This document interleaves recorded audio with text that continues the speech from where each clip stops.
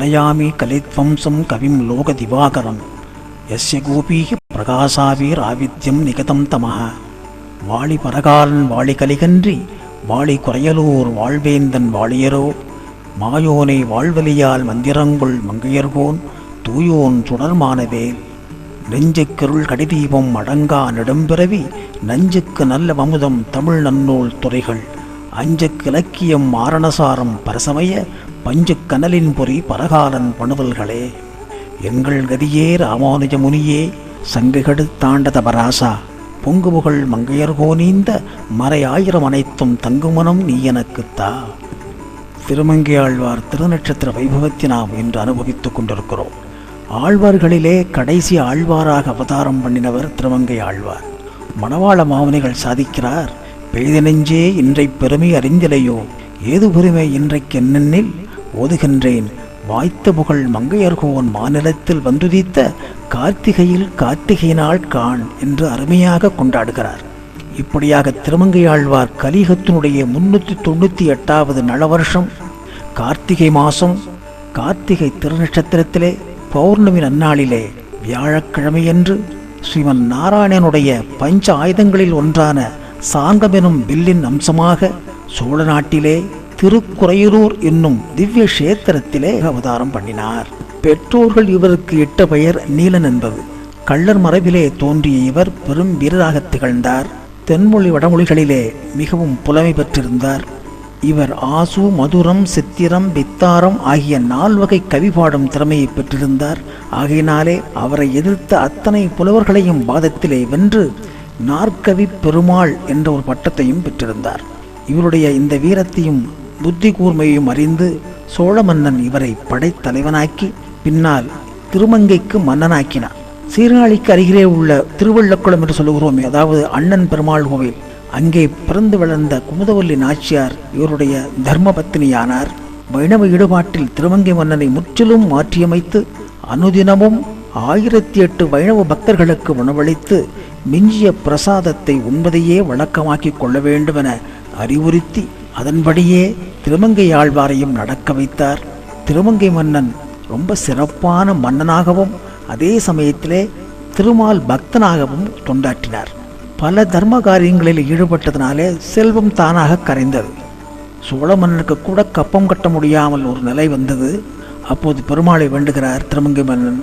பெருமாளும் அவருக்கு உதவி செய்கிறார். கனவிலே தோன்றி காஞ்சிக்கு அருகிலே உள்ள வேகவதி ஆற்றினுடைய கரையிலே ஒரு புதையல் இருப்பதாக சுட்டிக்காட்டி அந்த செல்வத்தை கொடுக்கிறார். அதை பெற்றுக்கொண்டு மறுபடியும் அந்த வைணவ தொண்டை சிறப்பாக செய்து வருகிறார். அது எத்தனை நாளைக்கு தாங்கும்? அந்த செல்வமும் நாளடைவிலே கரைந்து போகிறது. இப்போது ஒன்றும் செய்ய முடியாத நிலையிலே, செல்வமில்லாத நிலையிலே திருட்டு தொழிலில் ஈடுபட்டு பொருள் சம்பாதித்து கைங்கரிகளை தொடர்ந்து செய்கிறார். இதை பெருமாள் ஏற்றுக்கொள்வாரோ? ஆகினாலே திருமங்கை மன்னனை ஆட்கொண்டு மனத்தாலும் வாக்காலும் கைங்கரியம் செய்ய திருமால் திருவுள்ளம் கொண்டார். வழிப்போக்கு திருடனாக செயல்பட்டு கொண்டிருந்த இந்த திருமங்கை மன்னன் முன்னால் ஒரு புது திருமண தம்பதிகளாக நகைகளையெல்லாம் அணிந்த வண்ணம் பெருமாளும் தாயாரும் தோன்ற அவர்கள் நகைகளையெல்லாம் திருடுகிறார் திருமங்கை ஆழ்வார். திருடி மூட்டை கட்டினார், தூக்கி பார்த்தார். ஆனால் அவரால் அந்த மூட்டையை தூக்க முடியவில்லை. உடனே திருமங்கை ஆழ்வார் பெருமாளை பார்த்து கேட்கிறார், யார் நீ? என்ன மாயம் செய்தாய்? இந்த மூட்டையை தூக்க முடியவில்லையே என்று அதட்டி கேட்கிறார் அங்கே திருமங்கை மன்னன். உடனே பெருமாள் பதில் சொல்லுகிறார், அருகில் வா, நான் யார் என்று கூறுகிறேன் என்று சொல்லி பகவான் அழைத்து அவருடைய திருச்செவியிலே நாராயணா என்னும் அந்த 8 எழுத்து மந்திரத்தை ஓதிய மாத்திரத்திலேயே நாராயண உணர்வு பெற்று புல்லரித்து போன திருமங்கை மன்னன் அங்கே மடை திறந்த வெள்ளமாக திவ்ய பிரபந்தம் பாட ஆரம்பித்தார். வாடினேன் வாடி வருந்தினேன் மனத்தால் பெருந்துயருடன் பையில் பிறந்து கூடினேன் கூடி இளையவர் தம்மோடு அவர்தம் கலவியே கருதி ஓடினேன் ஓடி ஒய்வதோர் பொருளால் உணர்வெனும் பெரும் பதம் தெரிந்து நாடினேன் நாடி நான் கண்டுகொண்டேன் நாராயணா என்னும் நாமம். இங்கே நாம் ஒரு முக்கியமான விஷயத்தை கவனிக்கலாம். பொதுவாக ஆழ்வார்களை பதின்மர் என்று சொல்லும் வழக்கமும் உண்டு. அதே நேரத்திலே 12 ஆழ்வார்கள் என்று சொல்லும் வழக்கம் உண்டு.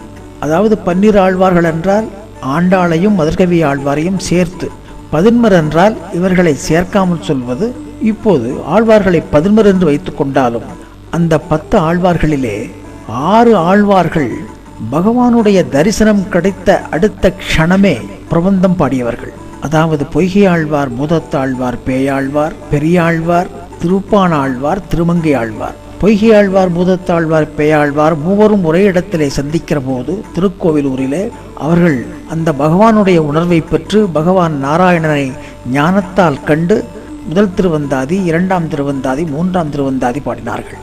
அதே போன்று பெரியாழ்வாருடைய வைபவத்தை பார்த்தால் அங்கே பாண்டியன் கொண்டாட பட்டபிரான் வந்தான் என்று ஈண்டிய சங்கம் எடுத்தூத வேண்டிய வேதங்களோதி வரைந்துகளியறுத்தான் என்று சொல்லக்கூடிய அந்த பாண்டியவனுடைய பொற்கிளியை அறுத்து பாண்டியனுடைய சந்தேகத்தை தீர்த்ததற்கு பின்னாலே பெரியாழ்வாரை யானை மீது அமரச் செய்து திருவீதி உலாவலம் வரச் செய்தான் பாண்டிய மன்னன் வல்லபதேவன். இப்பேற்பட்ட நிகழ்ச்சியை அங்கே காண வேண்டும் என்பதற்காக ஆகாயத்திலே பெருமாளும் தாயாரும் கருட வாகனத்திலே அமர்ந்து கொண்டு பெரியாழ்வாரை ஆசீர்வாதம் செய்வதற்காக வருகிறார்கள். அப்பேற்பட்ட காட்சியை கண்ணுற்றார் அங்கே பெரியாழ்வார். அப்போது பொங்கும் பரிவாலே திருவாய் மலர்ந்து அருளினார்.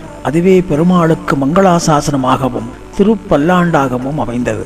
இப்படி பெரியாழ்வாரும் பகவானுடைய தரிசனம் கிடைத்தவுடன் பாடினார் பிரபந்தம். அடுத்ததாக திருப்பானாழ்வார் அங்கே காவிரி கரையிலே சர்வசதா காலமும் திருவரங்கனையே நினைந்து யாழிசைத்து கொண்டிருந்த அந்த திருப்பான் ஆழ்வாருக்கு தரிசனம் தர அரங்கன் திருவுள்ளம் கொண்டான்.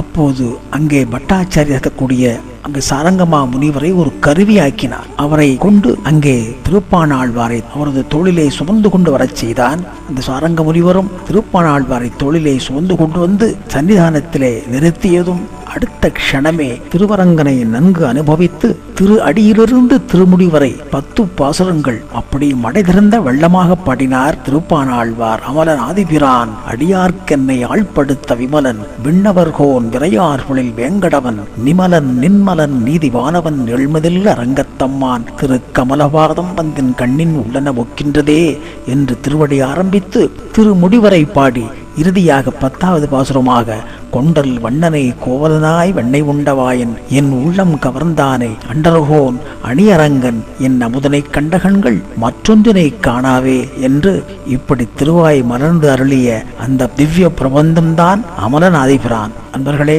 திருப்பானாழ்வார் திருநட்சத்திரமான கார்த்திகையில் வரும் ரோகிணியை கொண்டாடி மகிழ வேண்டுமாய் பிரார்த்தித்துக் கொள்கிறேன். இப்படியாக திருமங்கை ஆழ்வார் பகவானுடைய தரிசனம் கிடைக்கப் பெற்றதும் அங்கே திவ்ய பிரபந்தங்கள் பாட ஆரம்பித்தார். மொத்தம் 6 திவ்ய பிரபந்தங்கள் பாடியிருக்கிறார். பெரிய திருமொழி, சிறுகுறுந்தாண்டகம், திருநெடுந்தாண்டகம், திருவழுக்கூற்றறிக்கை, சிறிய திருமடல், பெரிய திருமடல். மாறன் பணித்த தமிழ்மறைக்கு மங்கையர்கோன் ஆரங்கம் கூற அவதரித்தவன் என்று சொல்வது போல 6 திவ்ய பிரபந்தங்கள் பாடினார். அதாவது நம்மாழ்வார் 4 வேதமாகிய ரிக்வேதம், யஜுர்வேதம், சாமவேதம், அதர்வண வேதம் இதற்கு சமமாக திருவருத்தம், திருவாசிரியம், திருவாய்மொழி, பெரிய திருவந்தாதி பாடினார். இதை போல 6 அங்கங்கள் என்று சொல்வார்கள் வேதங்களுக்கு. அந்த 6 அங்கங்களான சிக்ஷா, வியாச்சரணம், சந்தது, நிருத்தம், ஜோதிஷம், கல்பம் முதலிய அந்த 6 அங்கங்களுக்கு சமமாக அங்கே திருவங்கை ஆழ்வாரும் 6 பிரபந்தம் பாடினார் என்று சொல்வார்கள். அதிக எண்ணிக்கையில் திவ்ய பிரபந்தம் பாடியவர் திருமங்கை ஆழ்வார். அதுபோன்று அதிகமான திவ்ய தேசங்களுக்கு மங்களாசாசனம் பண்ணியவரும் திருமங்கை ஆழ்வார். மொத்தம் 86 தேசங்களுக்கு அவர் மங்களாசாசனம் பண்ணியிருக்கிறார். அது மாத்திரமல்ல, மிகவும் முக்கியமான விஷயம், திருநறையூர் பெருமாளே இவருக்கு பஞ்சசம்ஸ்காரம் செய்திருக்கிறார் என்ற பெருமையானது திருமங்கை ஆழ்வாருக்கு ஒரு ஏத்தத்தை தருகிறது. அரங்கநாத பெருமாள் கோயிலில் மதிர்ச்சுவர், மண்டபம் முதலிய திருப்பணிகளை எல்லாம் செய்து முடித்தார் திருமங்கை ஆழ்வார். திருவரங்க கோவிலிலே 4ஆம் சுற்று திருமங்கை ஆழ்வார் சுற்று என்று கொண்டாடப்படுகிறது. இப்படி மனம் வாக்கு காயங்களினாலே தமக்கு கைங்கரியம் செய்த திருமங்கை ஆழ்வாருக்கு ஏதாவது வரம் தர வேண்டும் என பெருமாள் முன்வந்தார். திருமங்கை மன்னன் தனக்காக எதுவும் விரும்பாமல் காலத்தால் என்றும் நிலைத்து நிற்க அரங்கனிடத்திலே ஒரு வரம் கேட்டார். சுவாமி, வேதத்துக்கு சமமாக ஈரத்தமிழில் நம்மாழ்வார் அருளி செய்த திருவாய்மொழியை அரங்கப்பெருமாள் திருச்செவி சாய்க்க வேண்டும் என்று விண்ணப்பம் செய்த அதை பெருமாளும் ஆமோதித்து ஏற்றுக்கொண்டார். அதன் விளைவாக மார்கழி மாதம் வருஷா வருஷம் வைகுண்ட ஏகாதசி என்று ராப்பத்து உற்சவ தொடக்க நாளிலிருந்து 10 நாட்களுக்கு அங்கே திருவாய்மொழி சேவிக்கும் மரபானது இன்றும் கடைபிடிக்கப்படுகிறது. ஆகவே முதலில் தமிழுக்கு ஒரு செம்மொழி அந்தஸ்தை ஏற்படுத்தி சிறப்பித்த பெருமை திருமங்கை ஆழ்வாரையே சாரும் என்று சொன்னால் அது மிகையாகாது. இன்றைக்கும் திருநாங்கூர் கருட சேவை என்றால் மிகவும் பிரசித்தி வாய்ந்த ஒன்று. 11 திவ்ய தேச பெருமாளுக்கு திருமங்கை ஆழ்வார் மங்களாசாசனம் செய்யும் கண்கொள்ளா காட்சியை ஆயிரக்கணக்கான பக்தர்கள் வருஷா வருஷம் அனுபவிக்கிறார்கள். அதேபோல் பங்குனி உத்தரத்திற்கு முதல் நாள் நடக்கும் வேடுவரி உற்சவம் திருமங்கை ஆழ்வாருக்கு பெருமாள் அந்த திருமந்திரத்தை ஓதக்கூடிய நன்னாள். பேரானந்தம் கொடுக்கும் திருநாங்கூர் திவ்ய கஷேத்திரங்களுக்கு இதுவரை போகாத அன்பர்கள் அவசியம் போய் சேவித்து வர வேண்டுமாய் இந்த சமயத்திலே அடியேன் விண்ணப்பித்துக் கொள்கிறேன். திருமங்கை ஆழ்வாருக்கு பல திருநாமங்கள் உள்ளன. அவருடைய திருநாமங்களை அவரே ஒரு பாசுரத்தில் பாடுகிறார். செங்கமலத்து அயனனைய மறையூர் காளி ஸ்ரீராம விண்ணகர் என் செங்கண் மாலை அங்கமலத் தடவயல் சூழ் ஆலிநாடான் அருள்மாறி அரட்டமுக்கி அடையாசீயம் குங்குமரர் குளறியல் வேல் மங்கைவேந்தன் கொற்றவேல் பரகாலன் கலியன் சொன்ன சங்கமுகத் தமிழ் மாலை பத்தும் வல்லார் தடங்கடல் சூழ் உலகுக்கு தலைவர் தாமே. இது 3ஆம் பத்து 4ஆம் திருமொழி 10வது பாசுரம் திருமங்கை ஆழ்வார் அருளிச்செய்தது. இந்த பாசுரத்தை பற்றி திருவரங்க பெருமாளிடத்திலே திருவிளக்கு பிச்சன் என்ற ஒரு பக்தன் பேசினார். அதாவது பெருமாளிடத்திலே நேரடியாக பேசின பக்தர்கள் 3 பேர். ஒன்று தேவப்பெருமாளுக்கு ஆலவட்ட கைங்கரியம் பண்ணின திருக்கட்சி நம்பிகள். 2வது திருவேங்கட பெருமாளுக்கு கோயில் எழுப்பின தொண்டைமான் சக்கரவர்த்தி. 3வது ஸ்ரீரங்க பெருமாளுக்கு திருவிளக்கு கைங்கரியம் பண்ணின திருவிளக்கு பிச்சன்.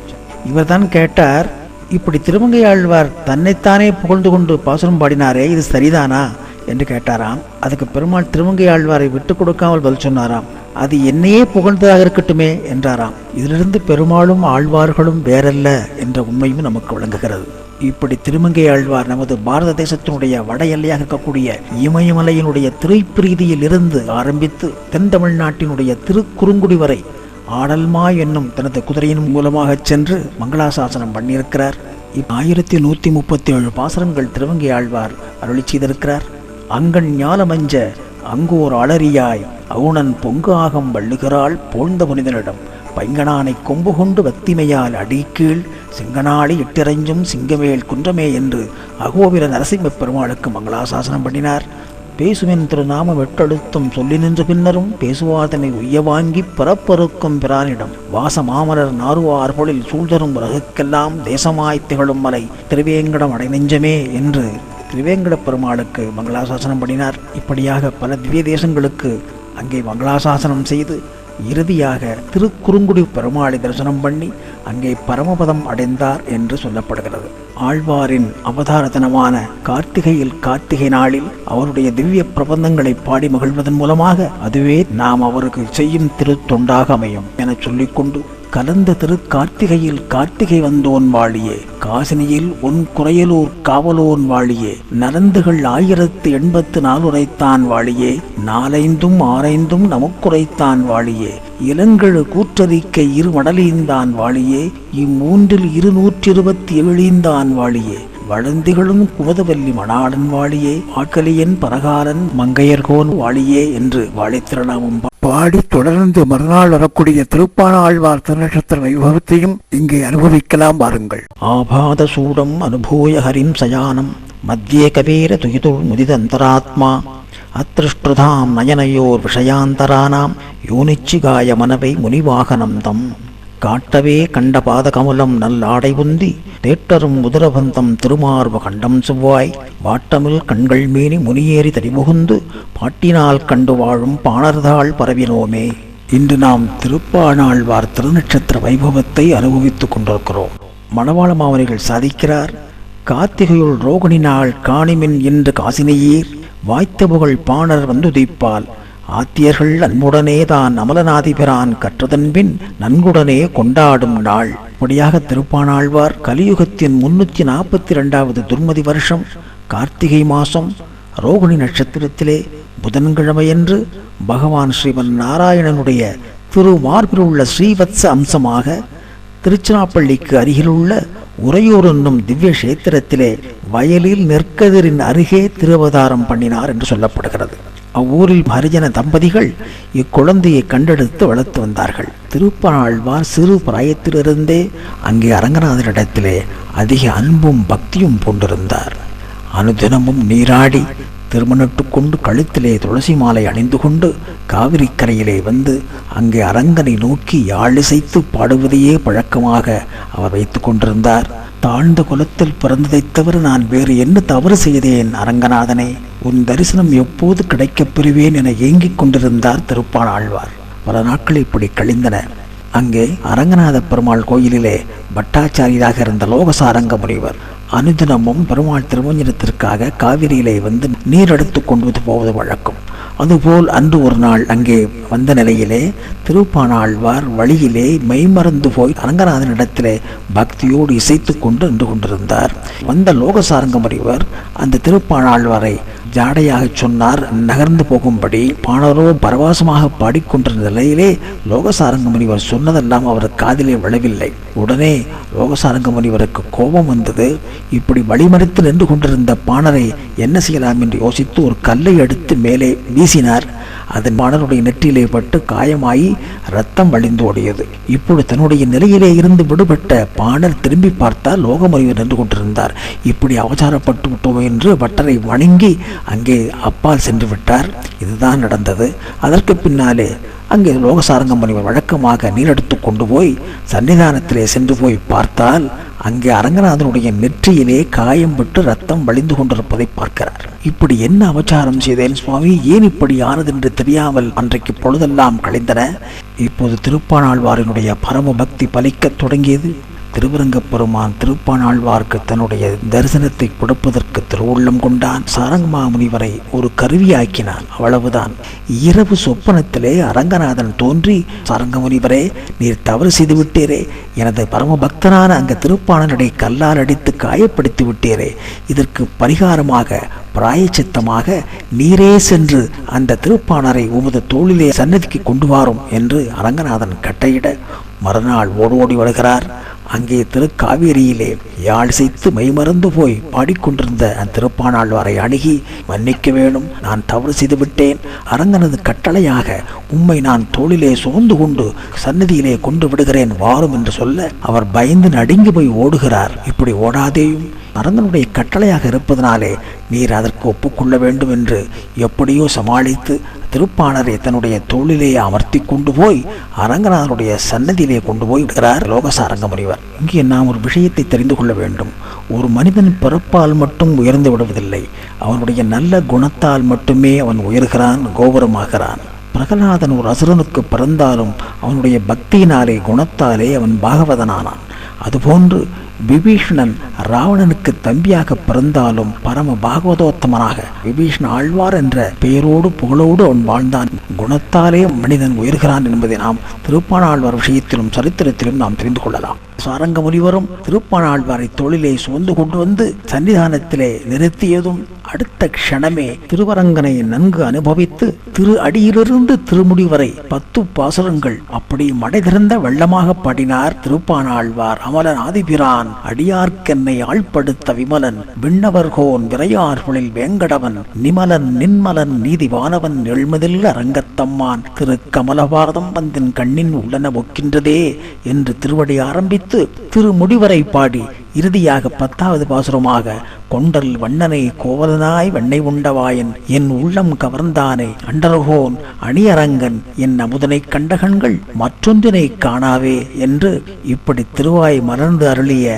அந்த திவ்ய பிரபந்தம்தான் அமலன் ஆதிபிரான். இதை பாடி முடித்து பரமபதம் எய்தினார் திருப்பாணாழ்வார். இந்நன்னாளில் ஆழ்வாரனுடைய திருநட்சத்திரத்தை கொண்டாடும் விதமாக அவருடைய திவ்ய பிரபந்தமான அமலநாதிபரான் பாசுரங்களை பாடி மகிழ்வதே ஆழ்வாருக்கு நாம் செய்யும் பெரிய திருத்தொண்டாக அமையும் என்று சொல்லிக்கொண்டு, உம்பர்தொழும் விஞ்ஞான துறையூரான் வாழியே, ரோகிணினால் கார்த்திகையில் உதித்த வள்ளல் வாழியே, வம்பவிழ்த்தார் முனிதோளில் வந்தபிரான் வாழியே, மலர்க்கண்ணை வேறொன்றில் வையாதான் வாழியே, அம்புவியில் மதிலரங்க மரம்புகுந்தான் வாழியே, அமலநாதிபிரான் 10 மருளினான் வாழியே, செம்பொன் அடிமுடி அளவும் சேவிப்போன் வாழியே, திருப்பாணன் பற்பதங்கள் ஜெகதலத்தில் வாழியே என்று மழித்திருநாமம் பாடி திருப்பாணாழ்வார் திருடிகளே சரணமெனச் சொல்லிக்கொண்டு அமைகிறேன்.